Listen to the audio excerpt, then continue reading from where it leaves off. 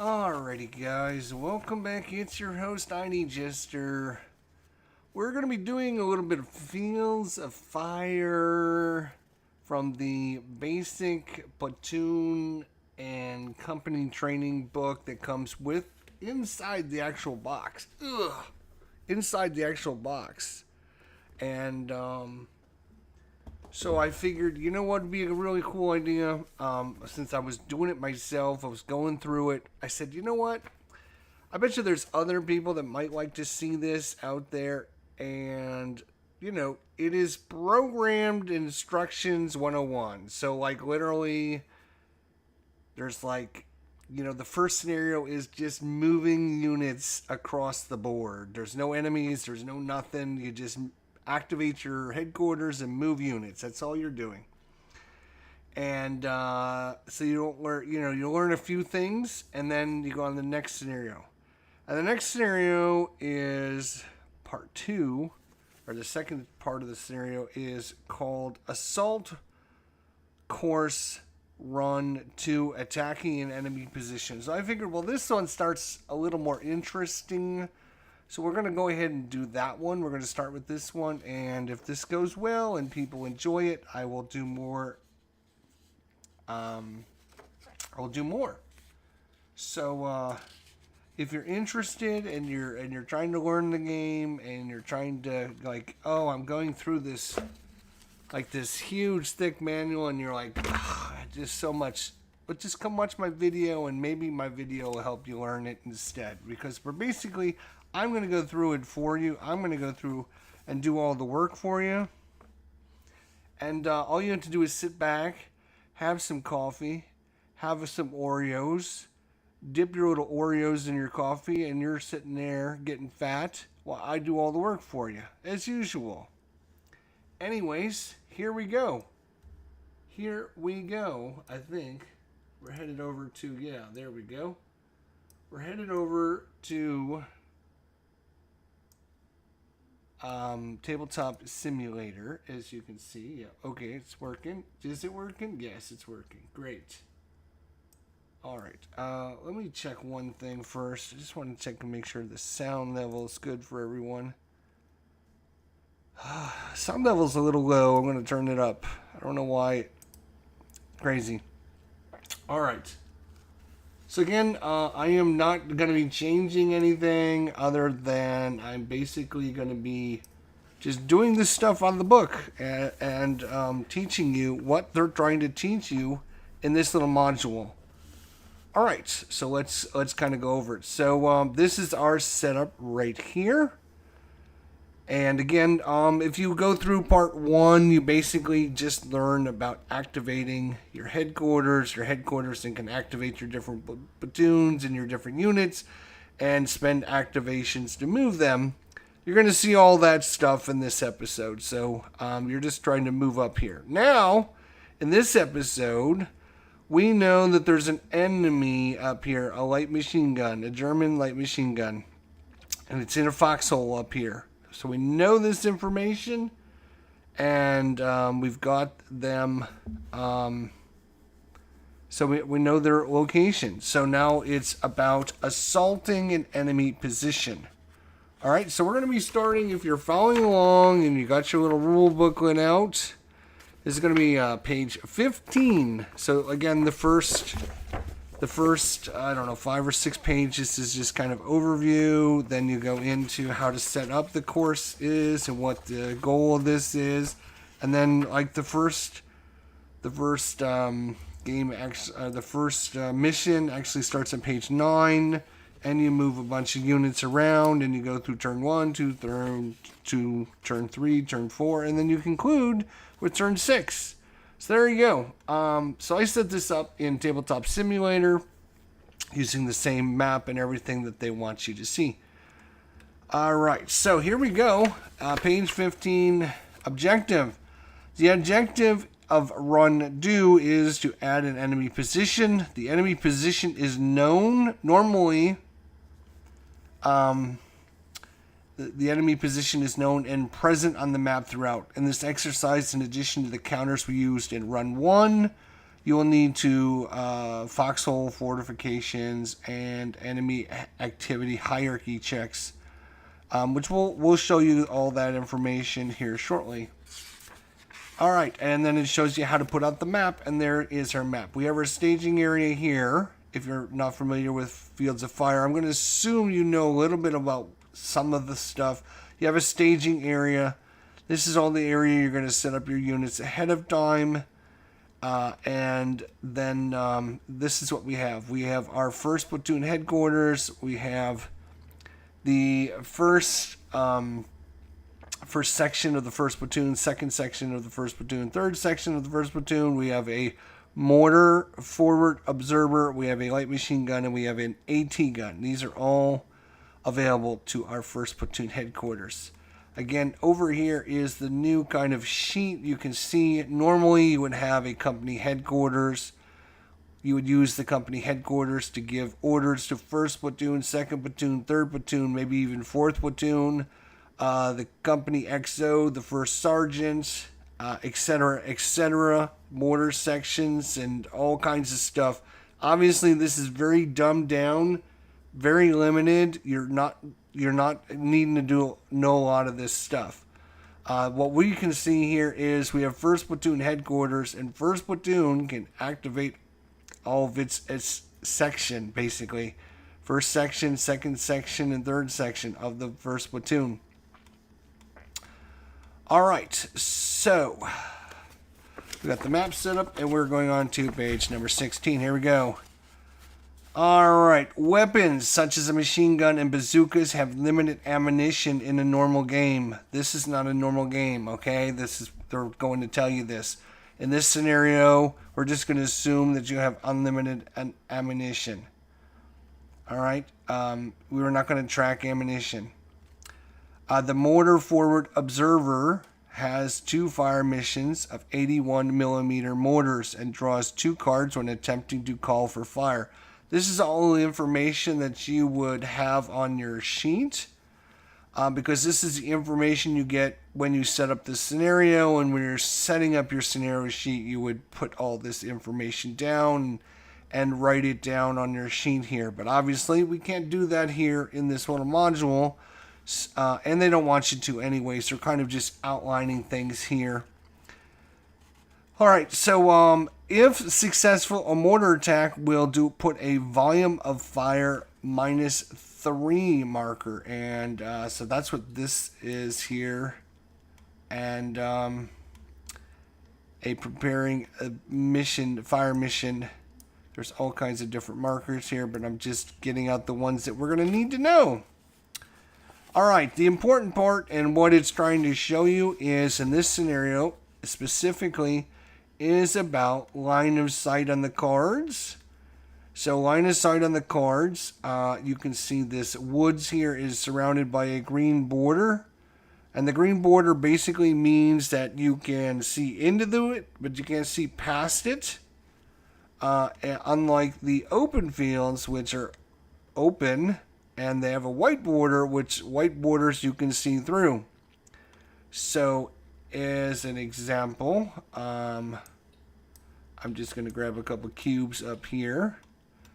So, this cube right here, right, can see this cube right here because they're adjacent. You can always see into an adjacent space. You can see into this one here, but you could not see into this one here because this is being blocked by the woods there in the middle. And so like this unit here and this unit here can see one another because there's an open field and it's looking across this card, which is white and white. And the same thing goes diagonally as well. If you look at the woods up here and down here, you can see right through the corner there and through this corner into the open field here. So these two units can see one another. So you have to be able to see one another, and then you have to have range to be able to shoot them. And there are different ranges in the game. And in this case, this light machine gun here over on the right hand side, it's going to give you your range. In this case, an L means long range, which means it can shoot up to 2 hexes away. So if we look at the light machine gun, and what I'm going to do is I'm going to clone this, put a bunch of other ones out there. There we go. And I will mark all the hexes that this machine gun can shoot.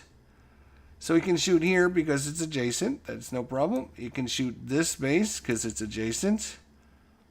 He can shoot this space because it's adjacent, even though it's diagonal. He can shoot at this space because it's adjacent and diagonal.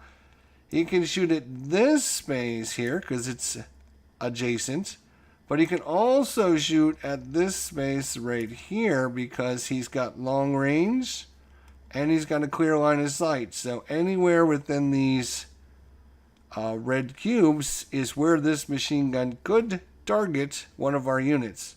He could not target here or here just because he doesn't have a path to it. So if there was more terrain pieces maybe over here or over here, he might be able to see into those spaces, but he doesn't see into this space. Okay, so that's a line of sight. I think I covered most everything they talk about in the checking line of sight. There's a special rule in this scenario for the light machine gun where it will not do a enemy check. It's going to ignore that. I'm just going to move these out of the way. Okay. All right, so the next thing is the sequence of play. And again, because they're condensing everything and they're making it very streamlined, what looks like a very complicated sequence of play, you could ignore most everything on there. You're going to ignore this one. You're going to ignore this. You're going to ignore the friendly command phase, the battalion headquarter phase. There is no battalion headquarter in this scenario. The company headquarter impulse phase. So we're going to activate the company headquarter impulse phase, which will activate the company headquarter activates the first platoon headquarters. So what we do at that point is we will then draw a card. There is a bunch of cards here, which we will shuffle up these cards. And normally in the book, it gives you an example of the card it's drawing. I'm just going to draw a card that represents what's in the book, but it might not be the exact card that's in the book, but will be the same number. So all right, so company headquarter activates the first platoon headquarters, and you would have these written down in your different sheets, and then you would have a command sheet, which actually is it on the flip side of this? It's because this module is super good, but it's set up to do all the different scenarios. As you can see, there's all kinds of scenario books here. And unfortunately, this training module isn't set up in the game. So what you would use is you would put all your different assets and counters and markers up here. I didn't do that. Just for simplicity's sakes and showing you and keeping things flowing faster in the game. Okay, so again, the company company headquarters. What will it do? Blah blah blah. It's going to activate itself and give commands to other units, and in this, it's going to obviously activate the first platoon headquarters. When it does that, it's going to give it a certain number of orders, and we're going to draw a deck. Again, I'm going to draw cards until I see one that matches what's in the book, so just ignore. There we go. So it's going to use this one. Actually, that's the exact same card that's in the book, which is kind of crazy that that one came up. Card number 35. And it is card number 35. You can always see the number of the card right there. When you have a higher headquarters giving orders to a lower headquarters. So again, what I mean by that is if you have the company headquarters and they're giving orders to either the company XO, the first sergeant, the first platoon, the second platoon headquarters, the third platoon headquarters. So this guy is higher in chain of command. If you're giving orders to a lower unit, then they use the big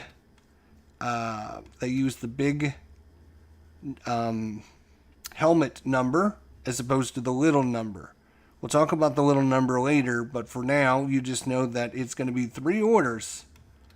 So as what I'm going to do here, for some reason, I don't have all of the things out. We're just going to remember that I have 3 orders. I'm just going to put a cube there. Normally, you would have a little first platoon headquarters marker, but I'm not going to try and figure out where it is. It's in here probably somewhere. All right. So now the first platoon headquarters then is going to take those orders and give them to its units that are below it right here. So first squad, second squad, third squad, or the mortar team, or the light machine gun, or the 18 gun. So it's going to spend all 3 of its commands. It's going to activate the first squad. So this is the first squad here. And it's going to move it to the front right field. So it's going to put field over there. Front right, that's over there. It's going to order 1 AT bazooka team to move to the front right field to support its first squad. So it's going to move up the bazooka team up there. And then it's going to order 1 light machine gun in the front left. Order 1 light machine gun to the front left field. So it's going to order this guy here. So I guess I should mention you can move into an adjacent and diagonal in this game. So it's going to move the light machine gun. So basically the headquarters tells this guy, okay, get up boys, you go over there. Boom. He points at these guys and say, okay, you guys go over there too. Boom. And he points at the light machine gun and says, you guys, I want you over there. And then boom, they move over there. All right, now all these units that just moved are going to be getting an exposed marker, because anytime you move, most times you move, you're going to get an exposed marker. All right. All right. So that is their 3 orders. 1, 2, 3. Boom, boom, boom. And so we don't have any more orders to give. We've done our activations. That is part of the platoon headquarters activation phase. So I'm just going to mark the different phases on here that we're going to go over. You can ignore any of the other ones that are on here that I'm not marking, because we're not using those in this scenario. Because again, this is just a general basic scenario to have you understand the general flow of how to assault an enemy position in the game. Okay. All right, so then we would go on.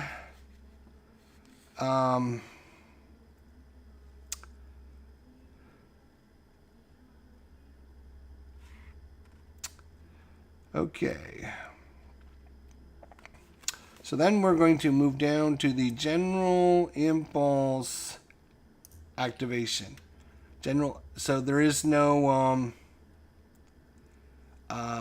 There is no company headquarter in this scenario. It's just assumed that the company headquarters calls our guy on the radio and says, do this, do that, do this, do that. All right, it's all assumed in this. There is no platoon headquarter impulse phase. So wait a minute, we just did that. No, we were activated by the company headquarters. If your platoon headquarters wasn't activated by somebody higher up, they can activate themselves in this phase. That's what this phase is. And then there's company staff initiative impulse, which is going to be all of your extra staff members up here that weren't activated, such as the XO and the first sergeant and all that. Hey Dan, how you doing, buddy? Good to see you. Thanks. I'm hoping this will help somebody out there. I hope. So we can just ignore those phases because again, they're just not used in this scenario. The next phase that is used in this scenario is the general initiative impulse. So what we do with this is we simply draw a card and we will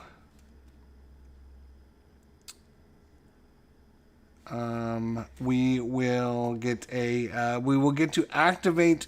Units get to activate themselves because they're like, hey, you know what? We're standing out in the middle of the open. That's probably not a good idea. Maybe we should try and find some cover or do certain things. So there's a general initiative phase. So the terrain that we just moved out of, right here, you can see here, we're in open fields here and we've been exposed. We're standing out in the middle. Our guys are just walking around now. And they're kind of like sitting ducks out there. So there is each of the different locations has areas that you can find. So what the rule book is saying is terrain we have moved our units into are out of line of sight of the machine gun. We already looked at the machine gun line of sight. Remember the machine gun line of sight? We put one there, we put one there, put one there, put one there. We put one there because these are all adjacent to the machine gun, and then we put this one.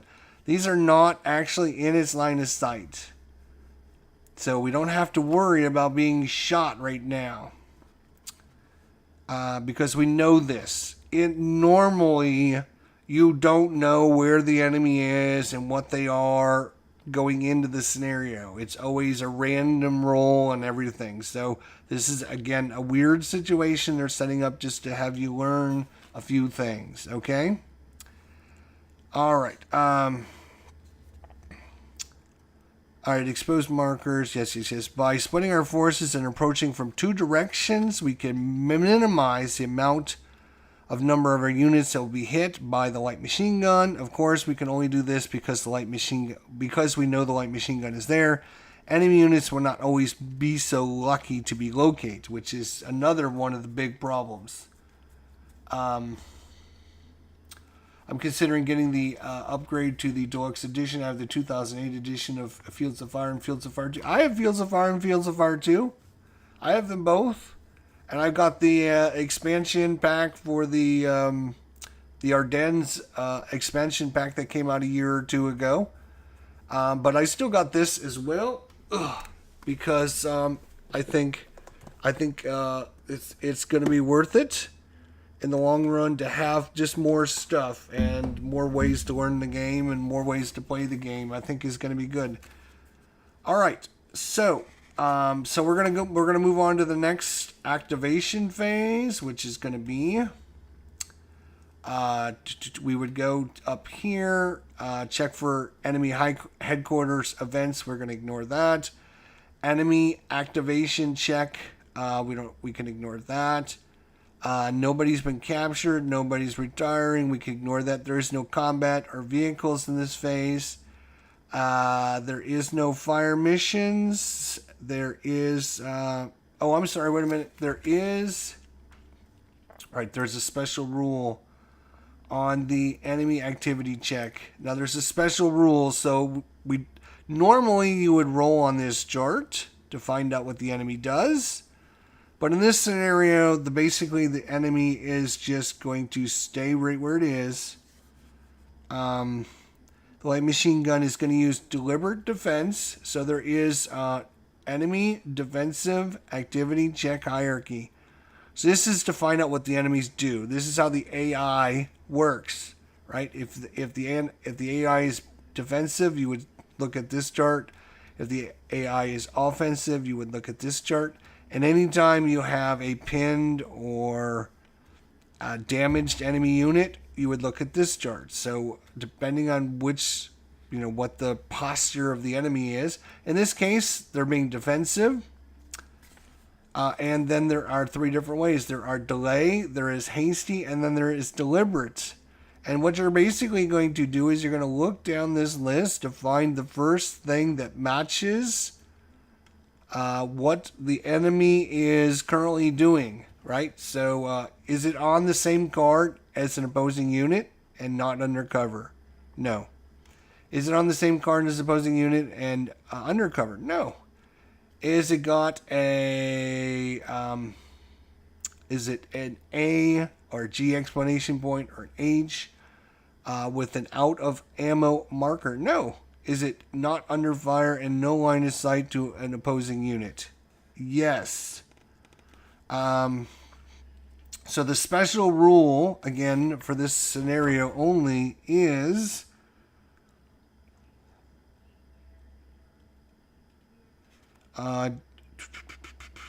it will ignore a result. It will ignore a result on the hierarchy chart of remove unit replace with PC marker, which is exactly what would happen. It ignores this because of the special rule, because it knows it's not going to be able to attack. So,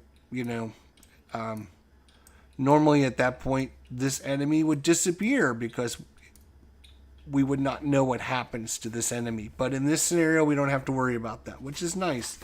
Let's move on to the next page, boys and girls. If you're following along, it's page, what are we at? 18. All right. Moving on with the sequence of play, we could ignore. We can ignore this. We can ignore this. We can ignore combat.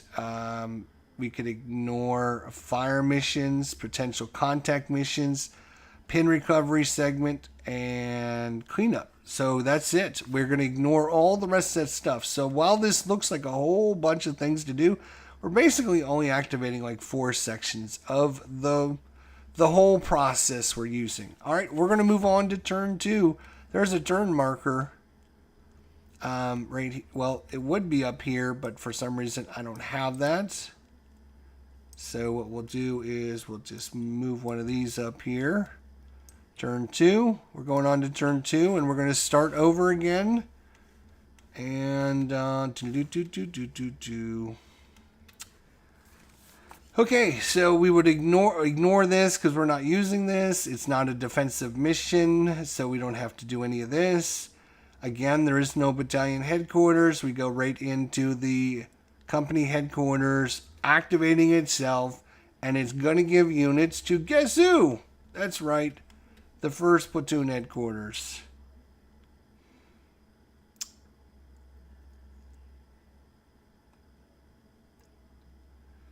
All right, so we're going to draw cards until I see one that matches. Jeez. All right, so there we go. So it draws a card. Again, you would only draw one card. I'm trying to find a card that matches what happens in the rule booklet. So if you're following along and you're like, why is Jester drawing 5 cards? It's because I need a 4. Like this card is a 3 and this card is a 2. So if I just leave the 3 and the 2 there and say, oh, ignore that, people will be like, what is he talking about? So I'm trying to make it so that what's in the book matches what you see on the screen. All right, you normally only draw 1 card, and I can't program it to just, I guess I could program it to find the right card, but that would take like an hour and a half to do that, to be honest. All right, so it's going to give us 4 orders again. 4 orders. So we would get 4, oh, no. 4 orders, there we go, boom, boom, boom. And so we would activate the first headquarters. Normally, you would see a little counter here that says first platoon activated.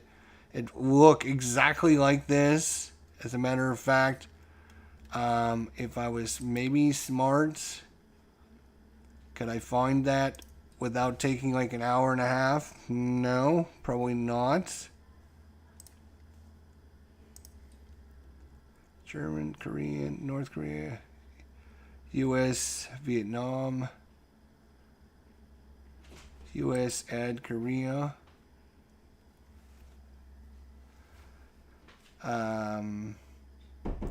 Search, see what's in here.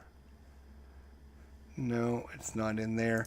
Again, it's the reason is because this module is set up to run all of the different campaigns, and it wasn't designed to use the tutorials out of the book. So I'm kind of trying to make it do what it wasn't designed to do, unfortunately. So I don't know where all the pieces are that I need to find, because it's all automated. The guy who made this did a real good job, and it's mostly automated and does everything you need it to do.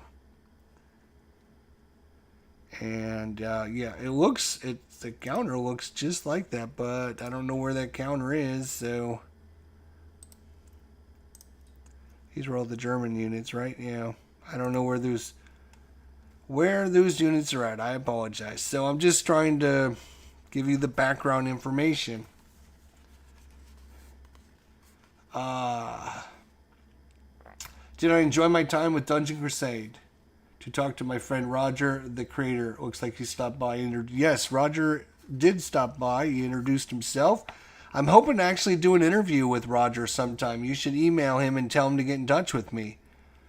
Right there's my email address. Tell him to email me, and we'll see. I'd love to have him on sometime and just do a quick 1-hour interview talking about the game, ask him some questions, just kind of introduce him to the world. Like I did for a lot of other companies out there. All right, so back to what we're doing here. Turn 2, yada, yada, yada. We got 4 activations. What are we going to do with our 4 activations?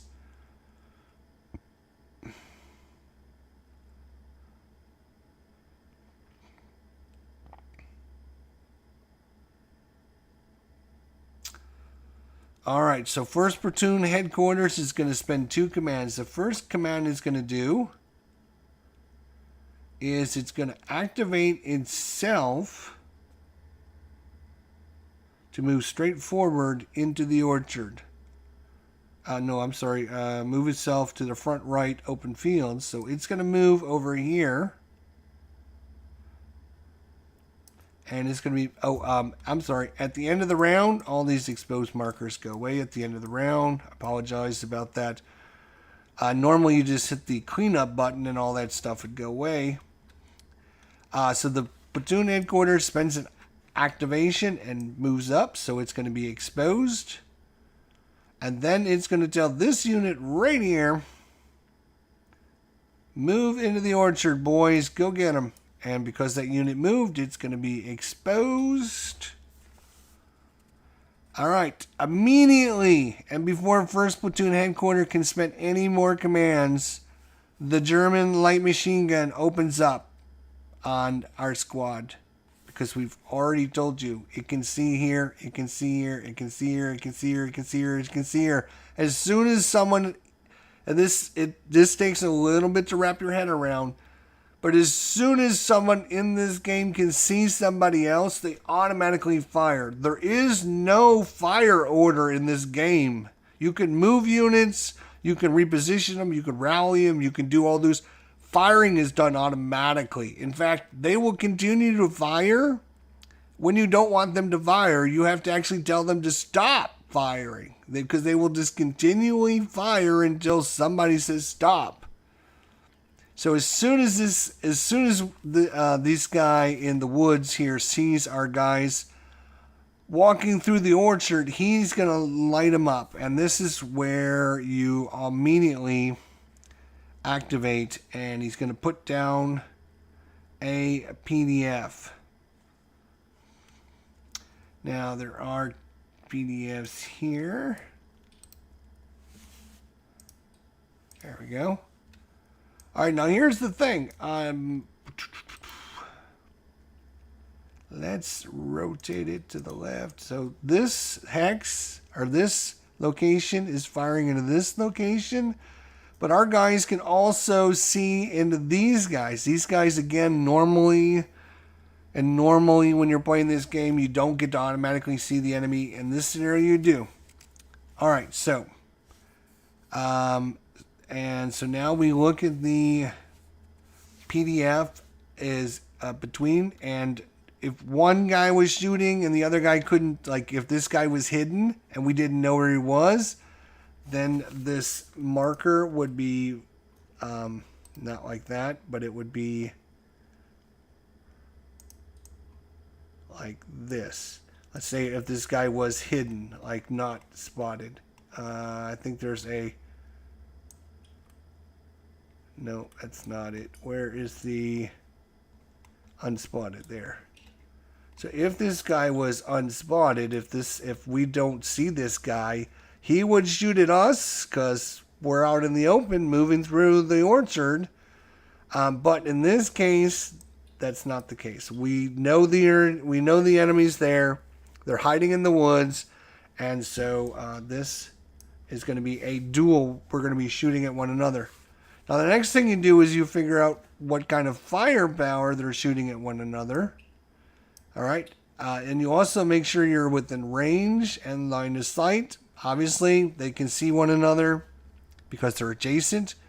And range for this guy machine gun is long, so that's 2 cards. And the same thing for our squad is an L, so it's going to be 2 cards as well. But there are some units in the game that you will see, if I can find them. Where are they? I wonder, do I have to?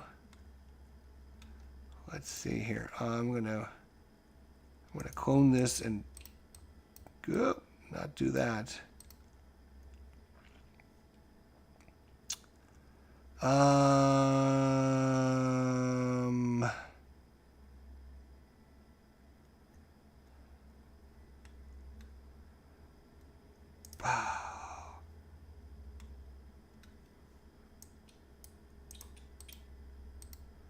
Let's see if I can.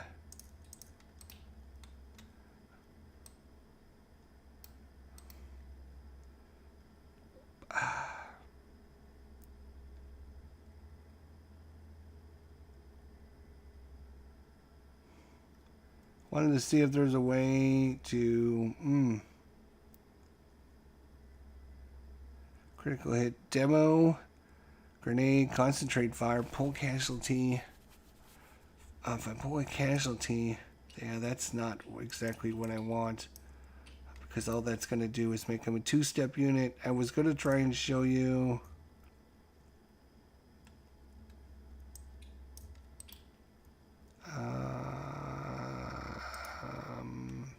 Oh, well, we'll just use this guy as an example. Ignore all this over there.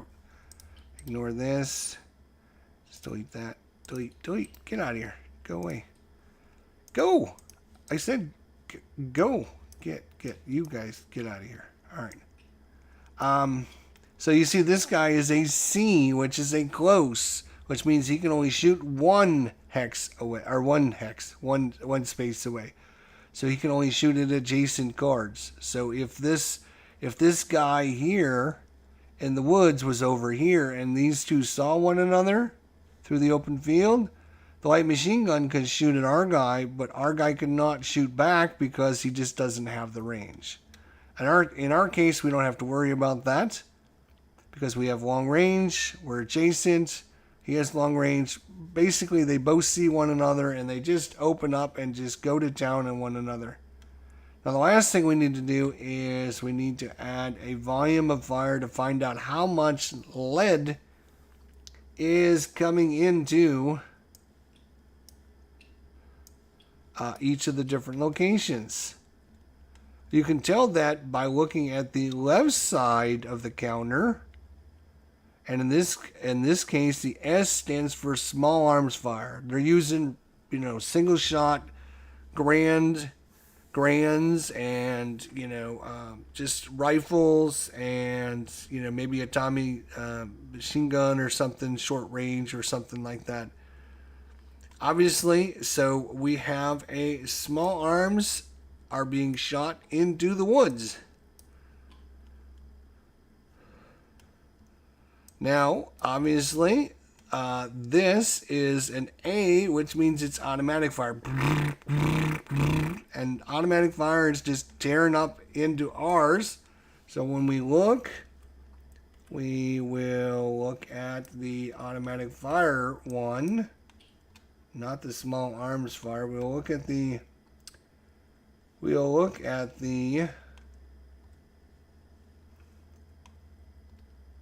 I wonder, yeah, this is weird. Probably have to change its state to 2. There we go. Yeah, all right. So automatic. So we have automatic fire coming in on the orchard or grove. So this happens immediately when we move up. There's no actions or anything that happened. Everything stops. It's kind of like you're playing a game, right? And then everything stops. It's paused. And you put all this information out on the board. Okay. Let me make sure I didn't miss anything, right? Okay, yeah. Boom, boom, boom, boom. All right, so it's basically talking about everything I just talked about. Long range, you got line of sight. All right, so as it stands, our rifle squad is at a disadvantage. It's at a disadvantage in this fight because it has, you can see small arms is a 0 result and a automatic weapons is a -1 result. So what does that mean? What we're going to be doing when we calculate to find out what damage happens is you're going to take all your pluses and all your minuses and you're going to get a number and you're going to look at that number on the card, and the worst number you can possibly have is -4, and that usually means bad things are going to happen to you. It can go all the way up to +6, so somewhere between there is where your results are probably going to be. You're trying to be as high as possible while you're shooting the enemy. You want it to be as low as possible. In this case, if we look at this, whoa, no, get out of there. Our squad that we just moved up there is exposed, so it's a -2. We have automatic weapons coming in, which is a -1. And we have a +1 for the terrain, so it's a -3 plus 1 is going to be -2. So we're going to be on the -2 column. When we're attacking this guy, he's a +2. +1 for the foxholes is +3, and -0 from our attack. So he's going to be on the +3. So we're going to be on the -2 column. He's going to be on the +3 column. Much better. So we're in a severe disadvantage in this fight right now. And that's partially what the game is teaching you about, to be honest, right? Okay. So first platoon headquarters still. So that was one action to move up here. Second action was to tell that squad to get up there, and he had 2 actions remaining, and he's going to. Oh, come here, you. He's going to save those 2 commands. So again, you would take your first platoon headquarters and you would save it right there, and so you can use those activations next turn, or the turn after, or the turn after that. What are these things? Maybe this is where I should be getting. Maybe, I don't know. All right, so let's move on. Okay, so we've done our. So again, we're back to the sequence of play. We did our headquarters staff. We can ignore this. We can ignore this. We can ignore this. Now we're going to do into general impulse. General impulse. And we're going to draw a general impulse card. And when you draw a general impulse card, you're going to look at the little number, not the big number in the helmet. You're looking at the little number. And again, you would only draw one card, but I'm going to find the card that matches the result that's in the book. And in this case, it is a 1. So in reality, you just draw and you would get a 1. Or is that... oh, I'm sorry. No, that's absolutely not true. Oops. There it is. You draw a 2.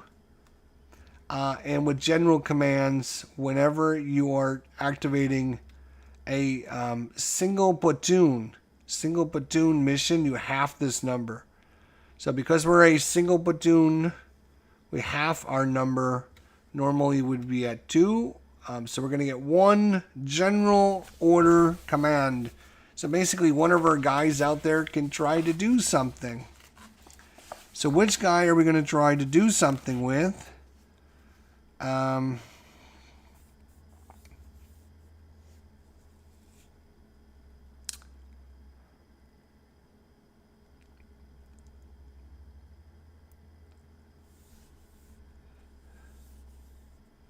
Okay. So we're going to activate this light machine gun right here. This light machine gun. Remember, we had moved him in turn 1. So he's sitting here in an open field. He doesn't want to be in the open field, so he's going to move right here. Boom. He's going to move forward. He's going to take his initiative for himself. Is going to be like, hey, there's some orchard up in front of us. Let's move up there. Now, when he does that, he can see this guy because this guy's already been spotted. So what happens? Again, we're going to put out a PDF marker. And we're going to show that these two are going to be... rotate, left, no, right, dummy, there we go, right there. So this one is going to be shooting into this one, but now we can see that, oh, look at this. There's an A fire. That's better than the S fire, so we basically are going to be adding a volume of fire marker. And we're going to set it to automatic. And now you can only have one volume of fire marker in a hex. So this one would be removed and replaced with this one. You only put the best one on there. So we're going to add a automatic because the machine gun is shooting automatically now. The other thing we get to add is because we are attacking a card from multiple directions, we get to add a... Where are you? I don't see it anywhere. It's probably one of these states I need to change this to.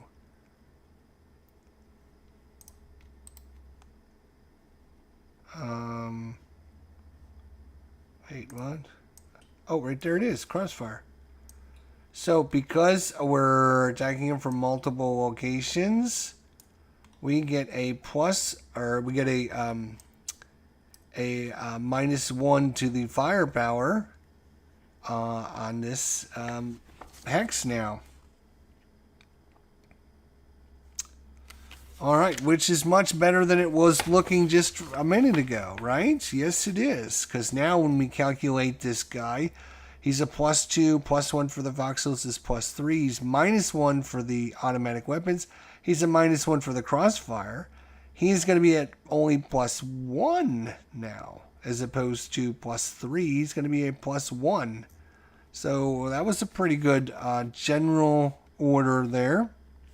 Okay, then we go back to the sequence of play.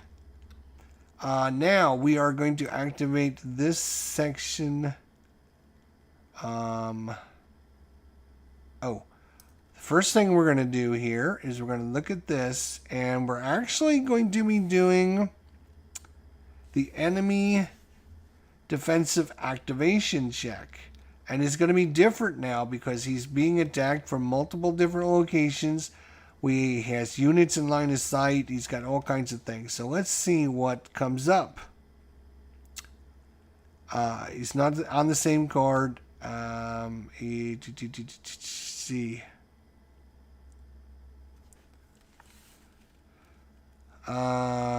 This time the table seems most appropriate. Under fire from a different direction than its own PDF. Right here. Under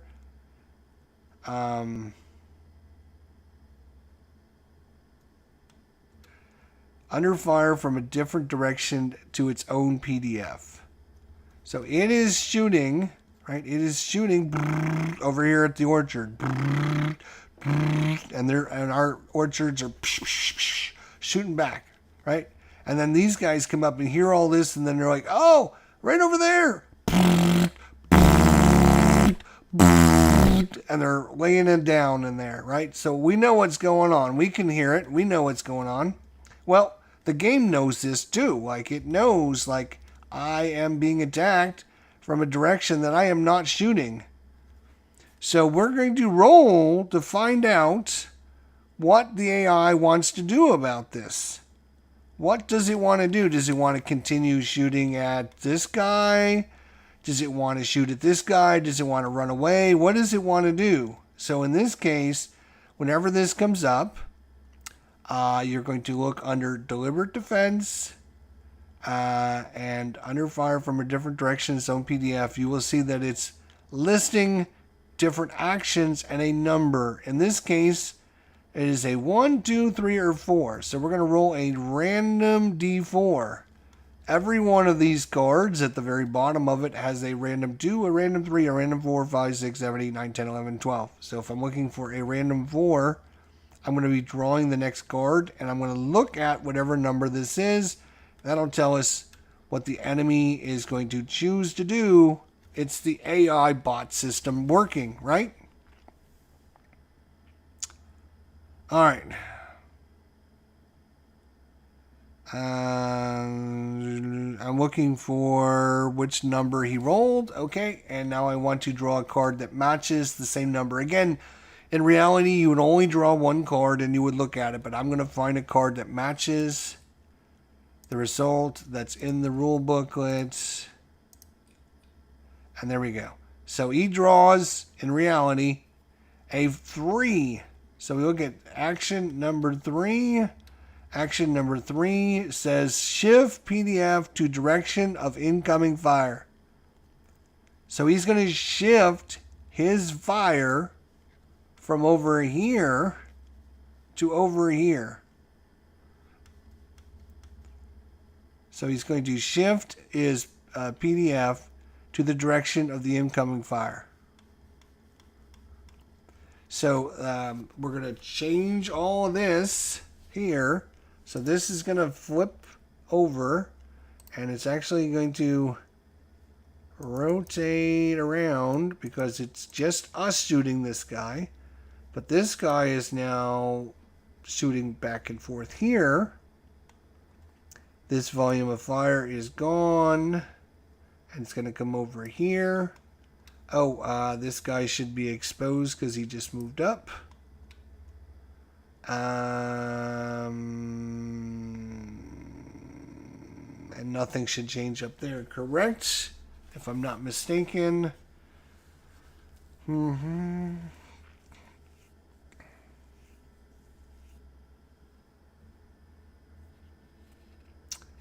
All right.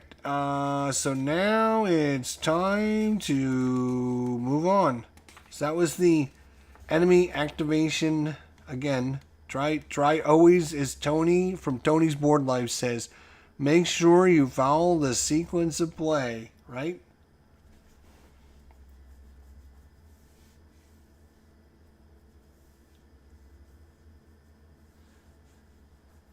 I think you messed up replacing the cards during the good and bad cards swapped. Nope, I think I did it right. I think it's right. I think I'm right. I think I'm right.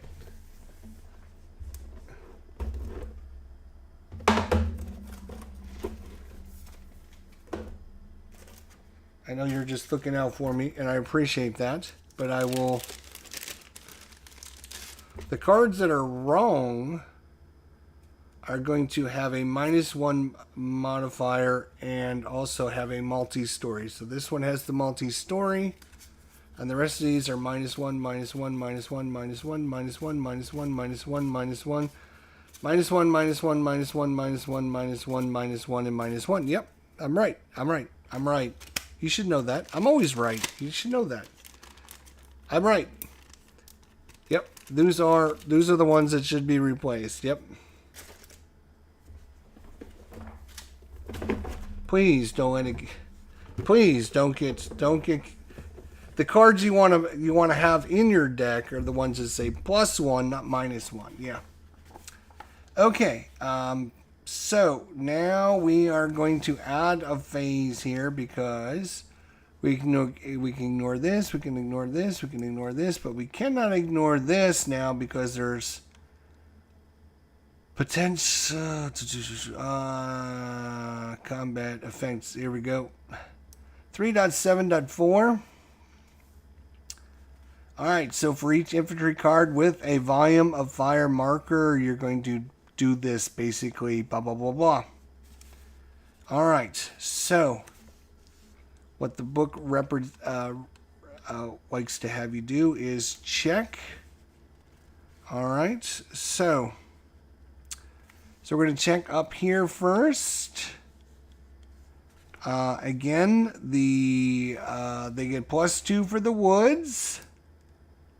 They get +1 for the foxholes. They get -1 for our automatic machine gun firing in there now. And then they get the -1 for the crossfire because these guys are still shooting. Just because these guys changed to shoot over here, these guys are still shooting them. So that's going to be 2 +2 +3 -2. So a -3 and you add 2. I'm sorry, a +3 and you add, so you subtract 2 from that, right? So 2 + 1 is 3, -2 is 1. So they're going to be on the +1 column. And so we are going to draw for that. And again, I'm going to draw until I find a card that matches.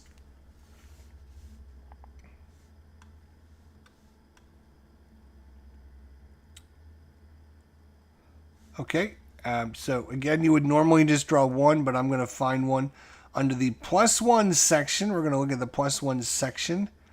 And I'm going to reshuffle the deck and draw a card. And, oh my God, let's reshuffle and draw a card again. All right. Again, you would only draw 1, but I'm drawing 1 to match. There we go. So +1, we got a pin result. Pin results on the enemy. All right, so we're going to put a pin marker on this Yahoo. And pin him. Boom. So he's pinned. There we go. Now we're going to check our light machine gun. So it's a +1 for the orchard. He's a -2 because he just moved in there. He's a -1 for the automatic weapon. So a -3 +1 is going to be -2. All right, so we're going to look at the -2 section. And under the -2 section, we're going to draw a card. And that's exactly what he gets, a hit. So you get a hit result. So a hit result, and then you're going to draw another card, and you're going to look for the hit effect on the next card, and you're going to look whether it's a veteran, a line, or a green. In this scenario, most units are going to be line, which is kind of your normal. So we're going to look at the line.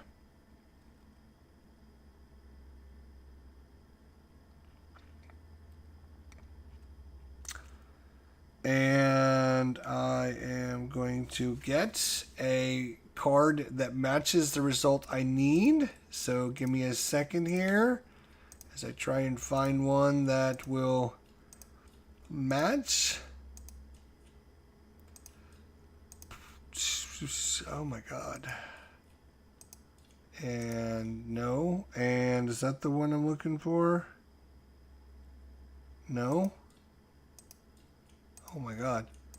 Jeez Louise. Oh, there we go. Wow.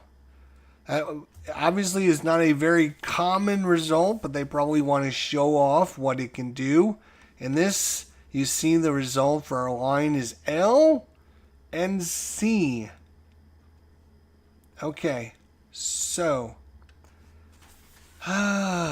we shall show you, to the best of our abilities, what we have here. All right.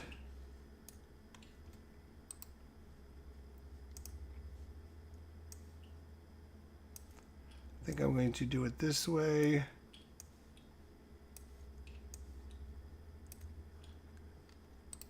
All right, so that's casualty. Nope, that didn't help at all. Okay. Delete. I was hoping to be able to do it that way, but I guess not.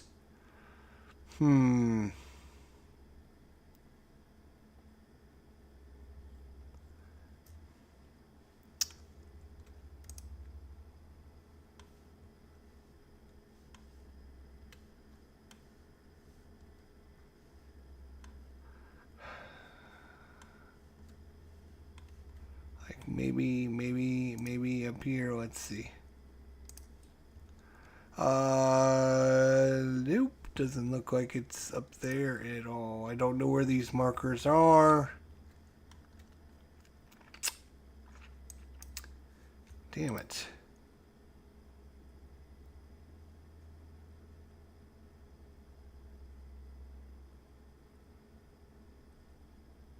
Full casualty, no. I want the other ones. Why can't I get to the other ones?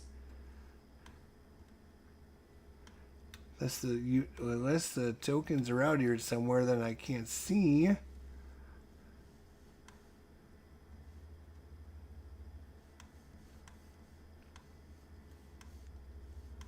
Well, what the frickety frack?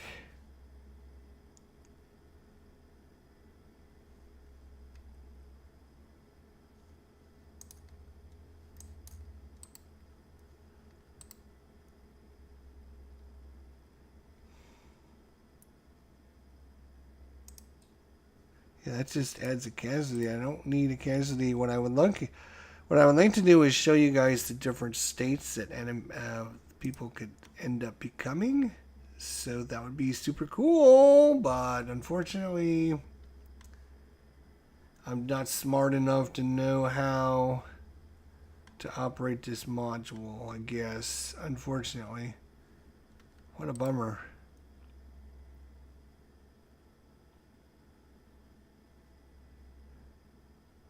Like, how do you,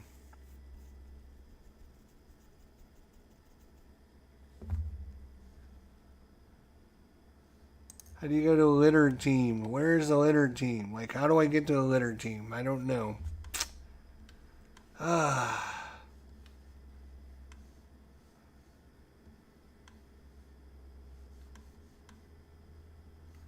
Not there. Thought maybe they would be over here. No.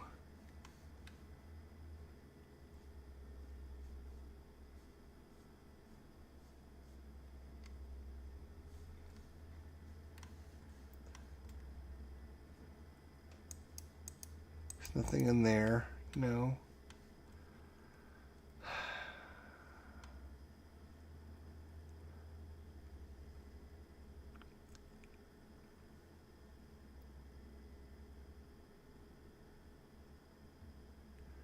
Okay, so here is a kind of an overview that's going to be helpful for you guys to understand. So here's small arms. We looked at automatic weapons is a -3. Heavy weapons is a -3. Grenades are -3 or -4. Snipers are -3. Mines are -4. And airstrikes and incoming are going to range from different numbers. You have modifiers that can add or subtract. Is crossfire or concentrated fire, grenade miss, demolition miss. Again, some of this is probably outside the scope of what they're trying to teach you in this scenario. But the one thing that I do want to teach you about is the different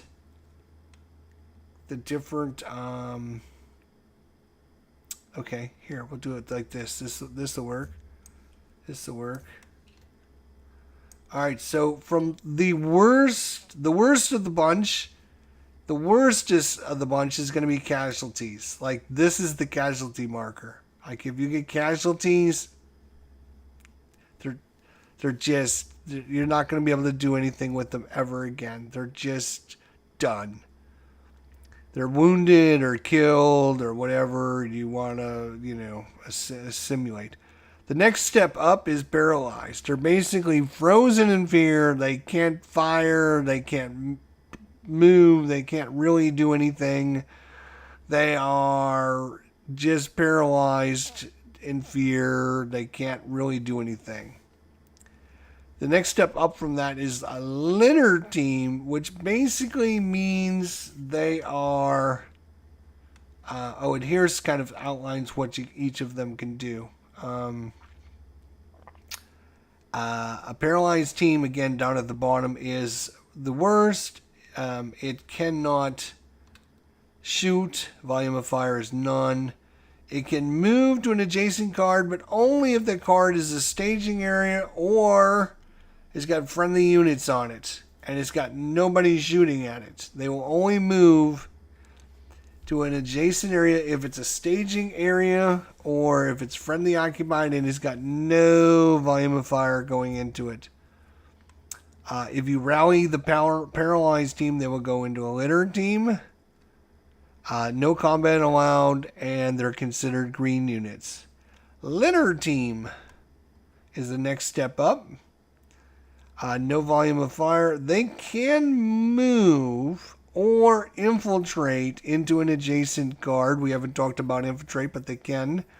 But only if the card is a staging area or is a friendly occupied and has no volume of fire on it. It can do all other actions except for platoon move or platoon infiltrate.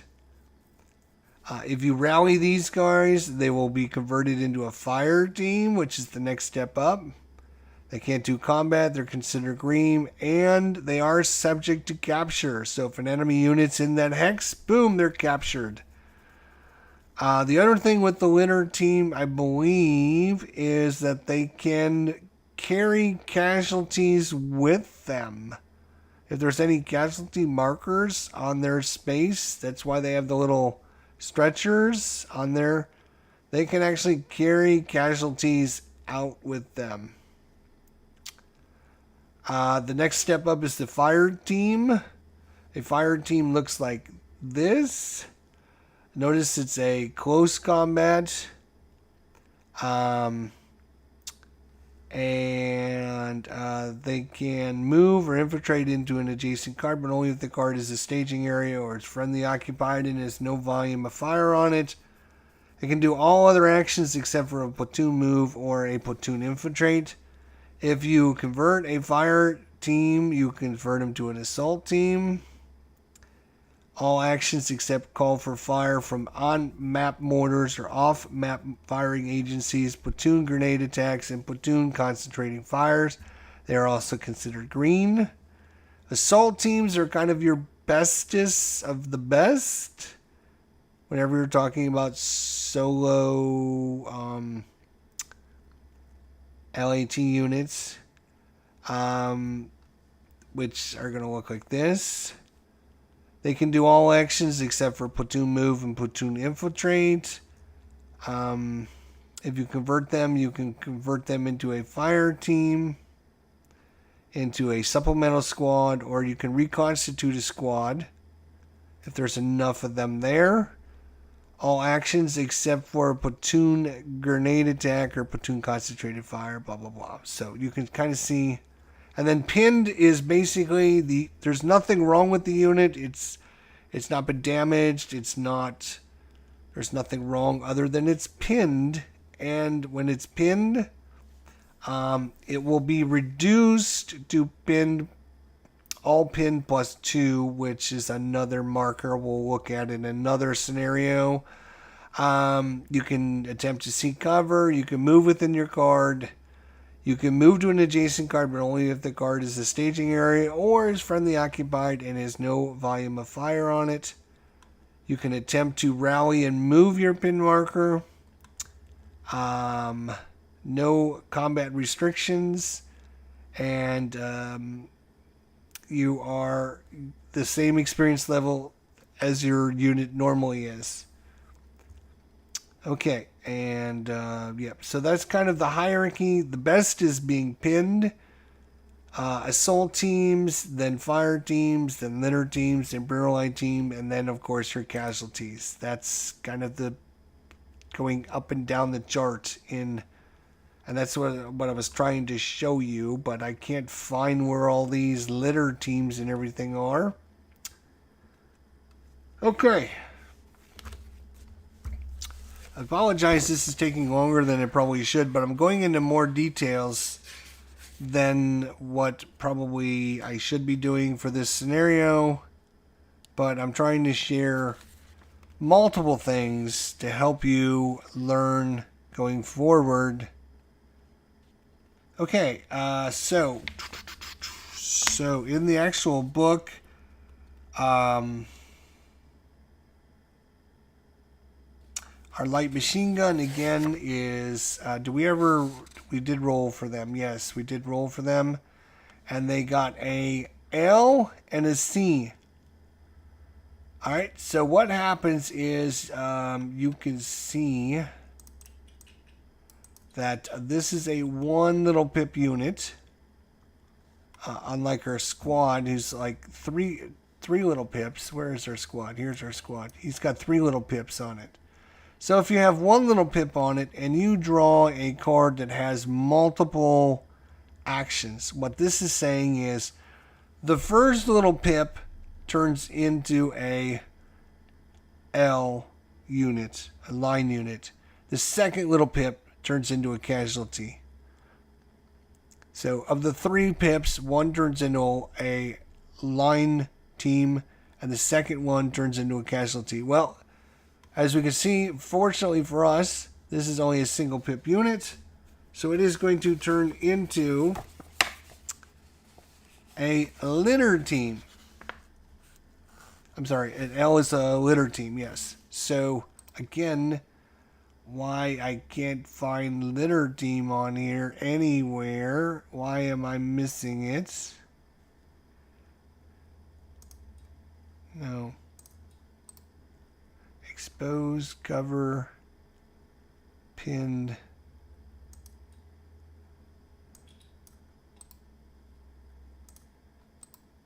What if I flip? No, it's gonna... So, for some reason, I can't find the litter team. Again, the litter team would look like this, right? With the little stretchers. It'd be a single pip unit, and it would have all of these restrictions and everything. So just imagine that is there in that space. And why I can't find any of them. You would think it would just be a generic... Oh, here's general initiative markers. Here is our first platoon activation. Great.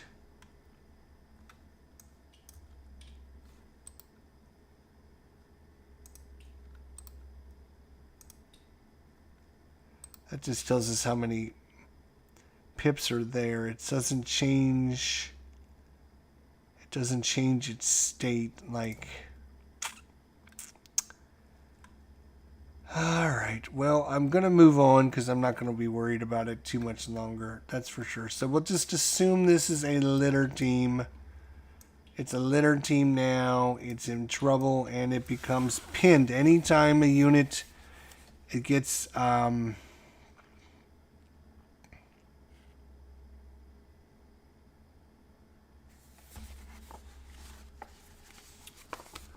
right.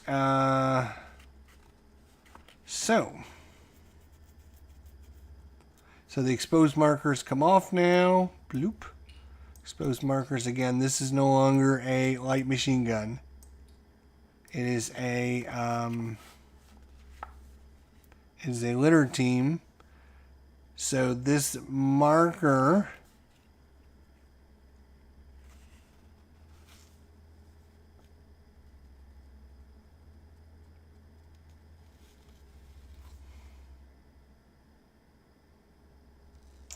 limited action team. That's what LAT stands for. Limited action team.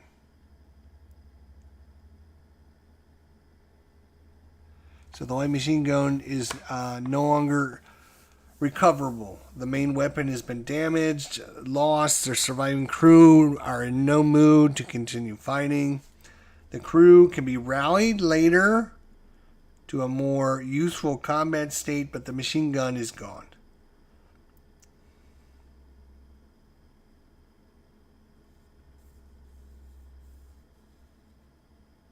Okay, just looking to see if there's anything else they would like us to know about. Cleanup phase, we remove the exposed markers. This here is going to flip over, and we're going to rotate this. He's still shooting at us. We're not shooting back because we're a litter team. Again, if we're a litter team, you can look at our little chart here. We volume of fire, none. You don't do that. You don't do that.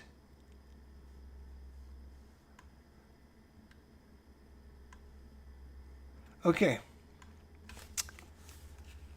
The cleanup phase, exposed markers. This also goes away from the first platoon headquarters, right? Okay. Oh, and so now it goes on. The litter team does not exert a FOP, so the PDF marker between it and the woods is flipped to a one-way side, which is what I just did, pointing towards the litter team. As fire is only entering the German unit's card from one direction now, the crossfire marker is removed, so we have no more crossfire because we're not shooting. We're only coming across here now.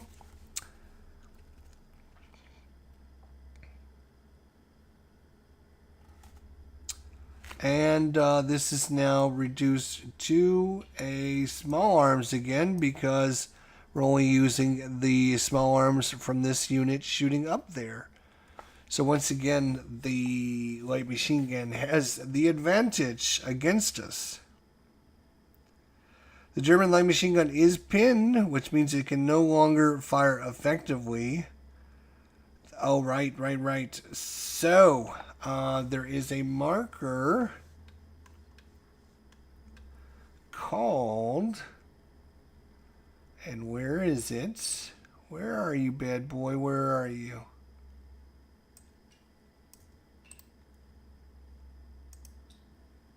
There we go. When you're attacking a space, and everyone that's attacking is pinned, which this light machine gun is pinned, we get the volume of fire all pinned. So instead of a -1, we're getting a +2 on that location now.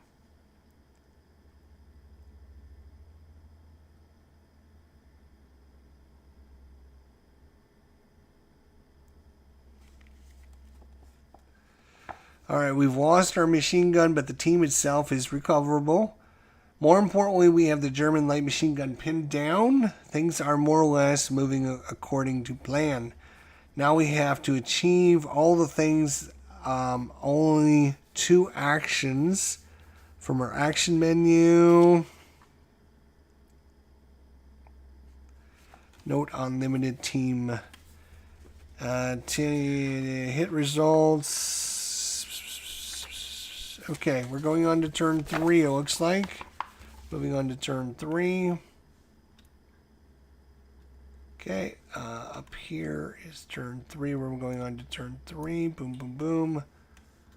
Again, we can ignore all this, ignore all this. We're going to have the company headquarters flip over and give us some activations. And we're going to draw a card. And this is it. It's going to give us 2. But we had saved 2 from last time. So we're actually going to take the 2. We're going to become active again. And we're going to add the 2 that we're going to get. And we're going to take it up to 4. Alright, we're going to spend all 4 of those commands. And we're going to show you how he's going to do it. So the first platoon headquarters.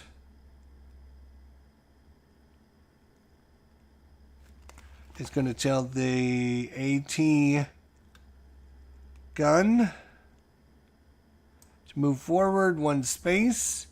And it will become exposed when it moves up there.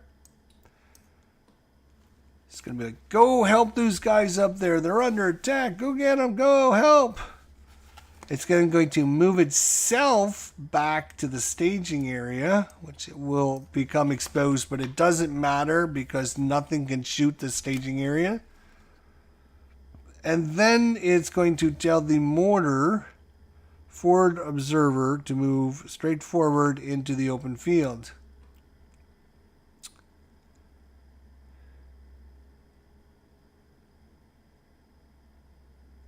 So 1 order was to tell the bazooka guy to move up. 2nd order was to move back. 3rd order is to tell the mortar forward observer to move forward. And then the last order is going to be to tell the 2nd squad of the 1st platoon to move forward to help support the forward observer. So these guys will, of course, become exposed. Give me another one, please, and thank you. All right. So that is the 4 orders that the 1st platoon has, and so he will become spent. Boom, and has no orders left.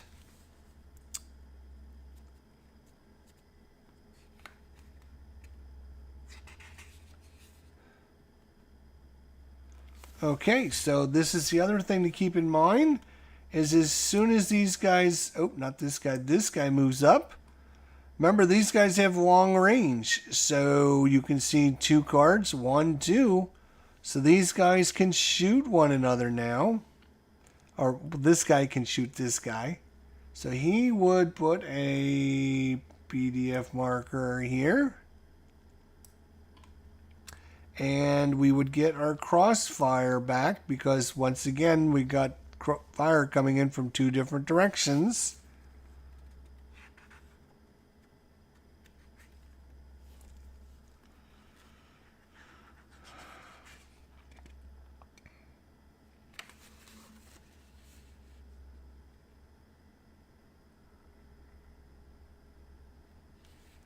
It's still going to be small arms fire because there's small arms fire, so it doesn't matter. Still small arms fire. Alright. And so now we're going through our, right, so we did our platoon headquarter activations, and now we're going to come down to general initiative. We're going to draw cards once again. We're going to look at the little number, and we draw a 2, just like it does in the book. And so because we're only using 1 platoon, we only get 1. We only get 1. We get half of what we roll. And in this case,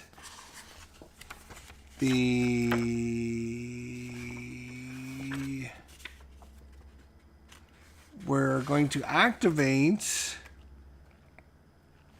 our mortar forward observer, this guy right here, we're going to activate him to call down some mortars on this hex and try to blow those guys up. Sounds like a good thing to do. So again, in the beginning of this scenario, it talks about you would have all this information written down and everything, but to refresh your memory, we're going to be drawing 2 cards from the action deck to find out if we get a result, to see if we can call our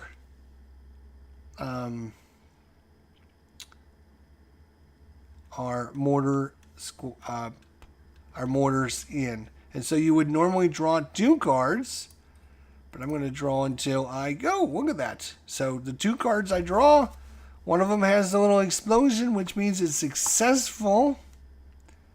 And we would activate it. So it has a burst symbol. Our attempt was successful. And you always draw, if you're drawing 2 cards, and you draw the first card, and it's an explosion or whatever you're looking for, you continue to draw all the cards you need to draw for that activation. So if you're supposed to draw 7 cards, and on the first card you get the result, doesn't matter. You draw all 7 cards. All right.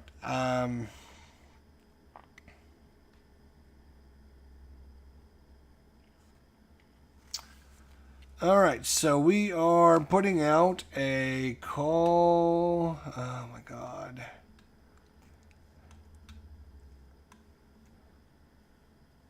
It would actually be this one right here. Mortar.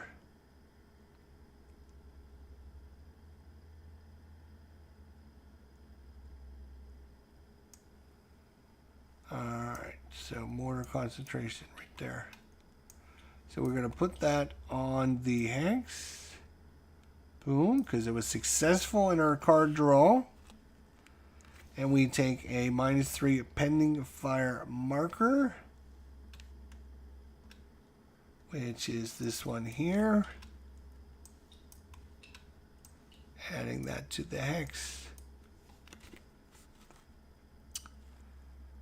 The mortar barrage will land shortly before the combat effects segment.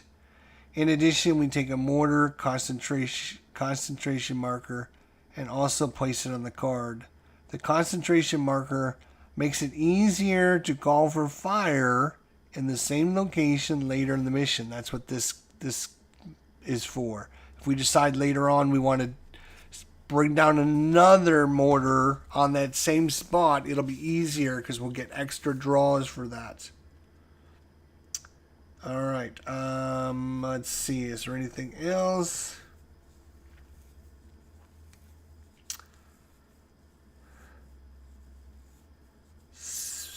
Nope, I think that's good. I think we're good. All right, so now we check the enemy hierarchy.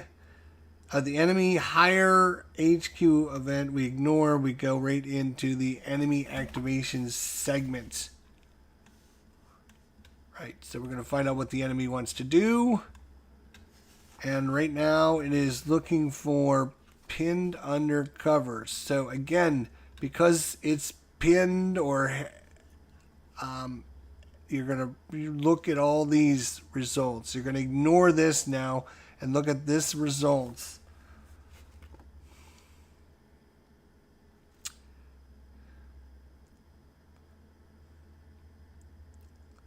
Doesn't matter what the unit was originally.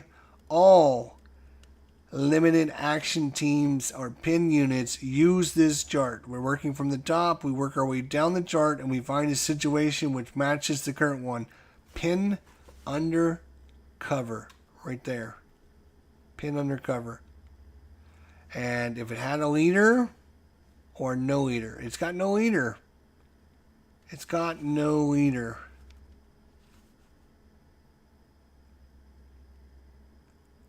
So we're going to draw a 4. 1, 2, no action. 3, rally. 4, fall back. So it's either going to move It's going to try and rally and get rid of the pin marker, or it's going to do nothing. And we're going to find out what it wants to do. And we're going to roll, get a 4 again. And I'm going to draw a number that matches what happens in the book. So we look at the 4, and it's a 2, which is pin undercover, no action. So it's going to just continue doing what it's doing. Continuing doing what it's doing. It's not going to change anything. No action.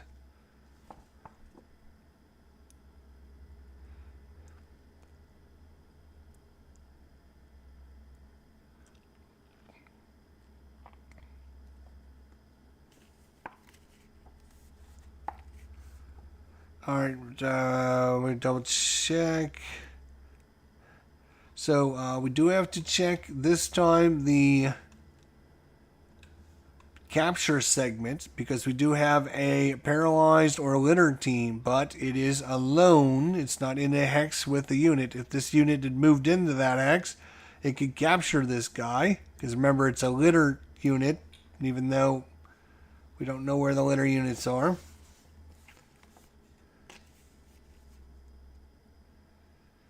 All right. Pin recovery segment. We're going to actually look at that one now. So you can see here we got a new one here, the pin recovery segment. So you would remove pin markers from any vehicle or infantry units that are not under a volume of fire marker.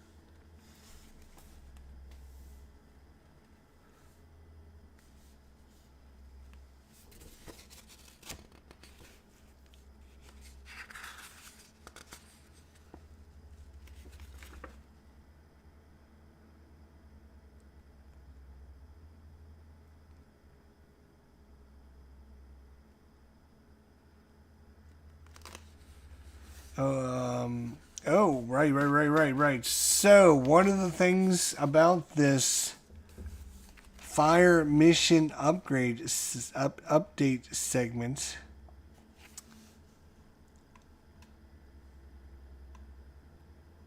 so right here we resolve the incoming airstrikes and flip pending markers to their active sides. So we should have actually done that first. So we are going to do that now, and we're going to go back. So we flip this over. Hopefully flip it over. There we go. So it's a -3. The other thing that artillery does is it blocks line of sight for all units that are underneath it. So all these units that are in this hex could not see outside of that hex, because they're basically ducking for cover, and all the smoke and all the debris in the air and everything is obscuring everything. So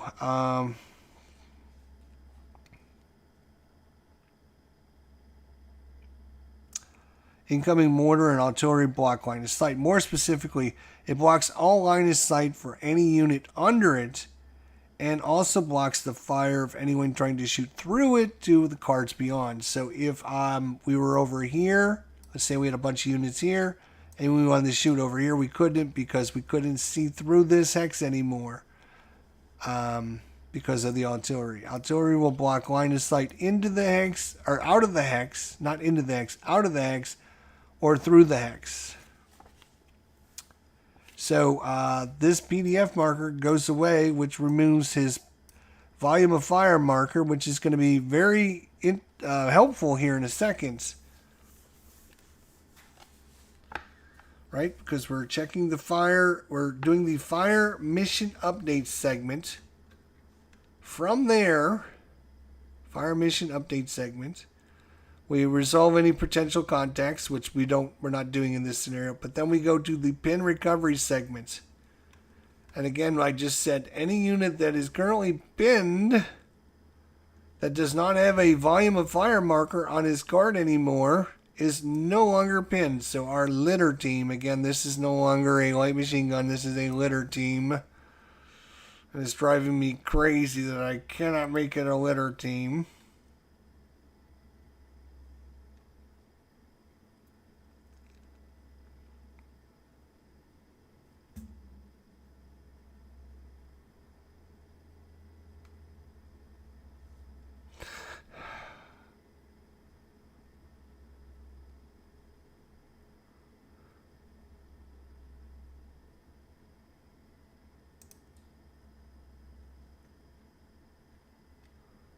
Maybe that's what I needed to do. I said pull LAT, unknown faction LAT team. See, I think this stuff was auto-generated with all of the scenarios, and I'm using this module that wasn't designed to do that. It wasn't designed to play just random scenario. Or, well, it is designed to play random scenario, but it wasn't designed to play the scenario that I created. Alright, so we can remove our pinned, which is super good. Alright. Alright, in this case, our winner team recovers. Remove the pin marker. Alright, and so now we move on to the next section, which is going to be combat effects segment. Each infantry unit in a card with the VOF marker, resolve flame attacks, determine blah blah blah, draw icon card, etc., etc., etc. So, we're going to start at the top here and look at the Germans here. So, they have a -3 incoming. They have got a +2 for the terrain. They got a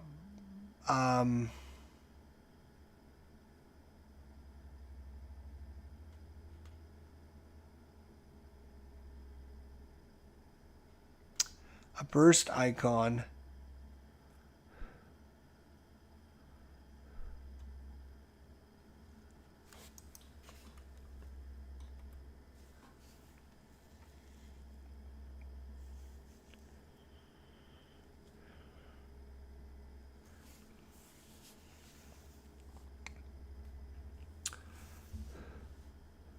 Oh, it's got a, right here, it's got a burst icon, a -1, right? Because it's the woods.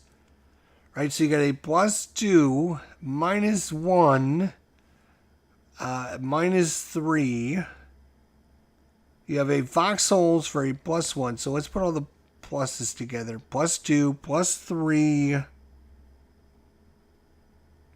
So it's a +3 and then a -1. -1 for the crossfire. -3 for the mortar. Oh, +1 for pinned. Right, so it gets 2, 3, 4. So it's a +4. But it's -3 for the mortar. -1 for the burst icon. And -1 for the crossfire. So it's 3, 4, 5. So it's a -5. Right? So -3 for the incoming.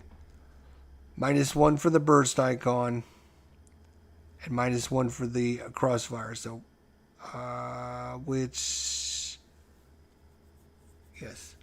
So it'd be 3, 4, 5. -5, and a +2, +3, +4. So you get +5, -4 is a -1. Yes, it took me a second to get there, but I got there. So -1, we're going to flip over until we look at what we can get on the -1. And again, I'm going to draw until I get the result. There we go. You got a hit, just like it did in the book.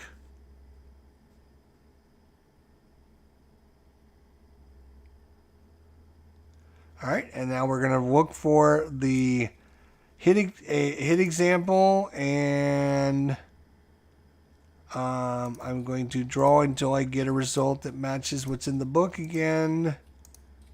Oh my God, and reshuffle.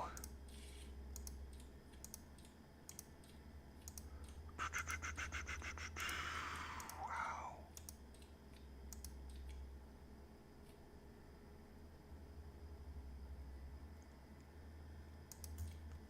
There we go. So you got a P result. P result does not stand for pin, by the way.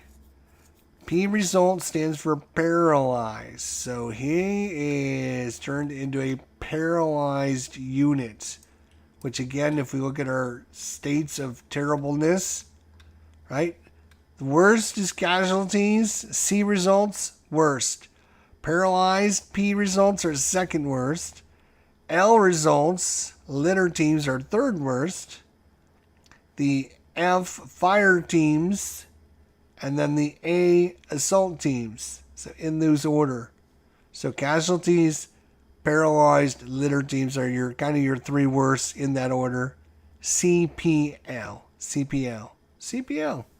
So we rolled a P, so he's paralyzed. So that unit is going to be hunkered down in fear. And it's going to probably try to run away and get away from us now. So it would flip over to a... it would flip over to a paralyzed team. You would have a... Oh, wait. Actually, wait a minute. Wait. I wonder... It would get a pin marker. And it would also be... I wonder if we have German Normandy.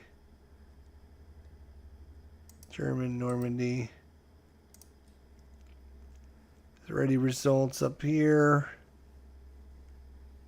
Of course not. I don't know. That's just driving me crazy. Absolutely crazy. All right. Well, it would turn into a P. It would look just like this. Just like that. It would say paralyzed. It would have a German. It would be gray. Counter.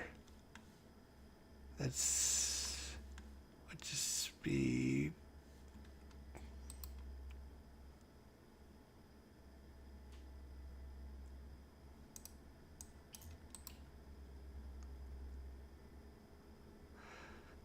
All right. Well, we're just going to assume it's a paralyzed team of, obviously... so that would be replace. What else happens to him, right? The German light machine gun has suffered severe damage. Its crew is paralyzed with fear. They've also, as any unit that suffers a hit, are also pinned as well. We replace the light machine gun with the paralyzed team. Put a pin counter on top of it. The light machine gun counter is put back into the German counter mix. The paralyzed team can rally back into a LMG team, but a new light machine gun may never enter the map later as a different unit. Then we go to the cleanup phase, because he wasn't shooting any of us, because his fire was being distracted with the mortar that was being knocked down to him. So these exposed markers would come off. This exposed marker would come off. This exposed marker would come off. And then you would continue on. This is page 24. You could go on to turn 4, but basically I think I'm gonna end the episode right here, because you can kind of see we would try to kind of get our other squads and headquarters moving up, because now there's nobody there to damage us or hurt us. And we would try to get our litter team. This is a litter team. Try to rally him back into the fold and see if we can get him back into action, and try to get our units up here. And that's pretty much the rest of the scenario there. Page 24 and 25. Next time, if you guys want to do this again, we will do the Assault Course Run 3, where we actually have like random enemy encounters. And we can go through and show you how that is done If this is something you're interested in, I would be more than happy to share that with you guys. I thought that this is a great way to celebrate the fact that I counter eclipsed six counter sheets. 6? Oh, wasted all evening counter clipping. My hands are destroyed. My hands. I still have shakes going on. But I thought it would be a great way of celebrating the fact that I've counterclipped all those sheets to show everyone how to do one of the scenarios. And then, like I said, we can do the next one, which is Assault Course number 3, which is working with enemy packages and how to load the enemies in and how they show up randomly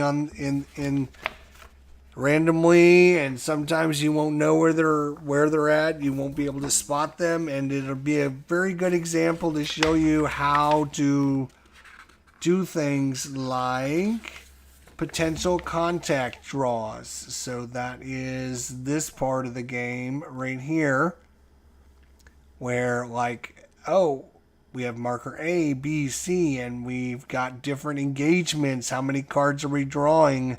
And when we draw a card, we're looking for the contact up there at the top.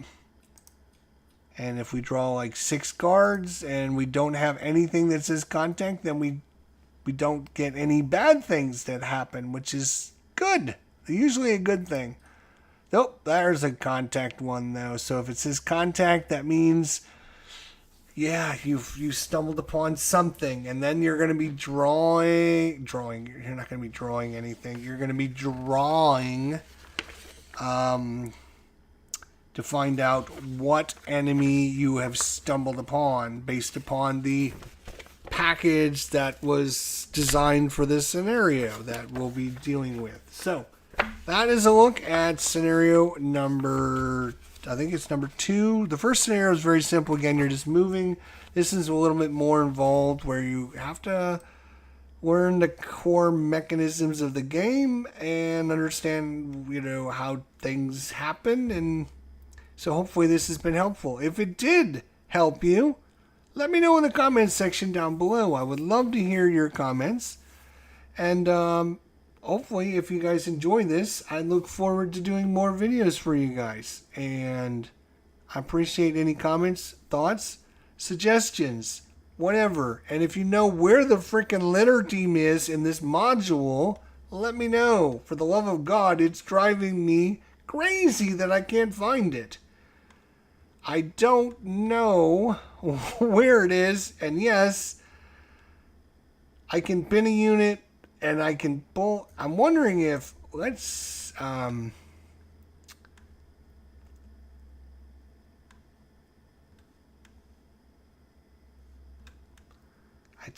don't. I mean, it's designed to play the Normandy scenario, right? So if I go in and just go to the main menu, let's just see if I can load.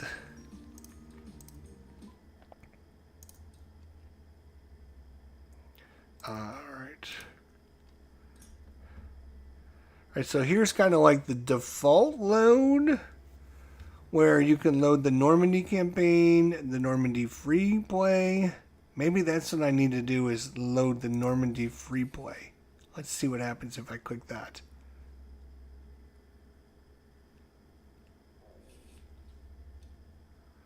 Whoa, see, it does a lot of automated stuff, which is super, super good.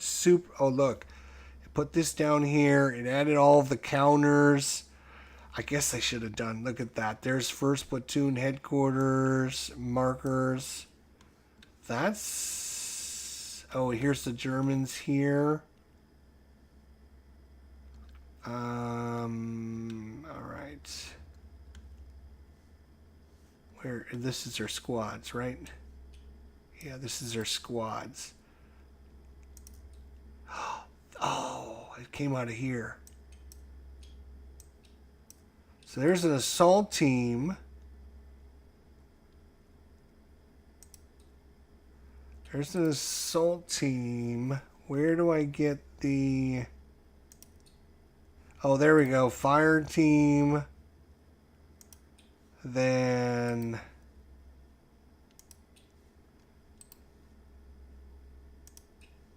Litter team. There we go. Oh my god. Jeez, that took forever and a day. Paralyzed team. But I don't think that was in the other module we had. I think it wasn't automated to do that. So now I'm going to have to reset this up with this, and which isn't going to take me very long to just get all the right terrain cards and put the right terrain cards out and set them up. So I'll be better next scenario. I'm sorry. I apologize. I didn't even think of that when I was setting it up originally. Thanks everyone for watching. I do appreciate it. You guys have a great evening, great night. Don't forget, hit that like button, subscribe if you're new around here. We'll see you next time. Everyone have a good night, and we'll see you tomorrow. Take care, everybody.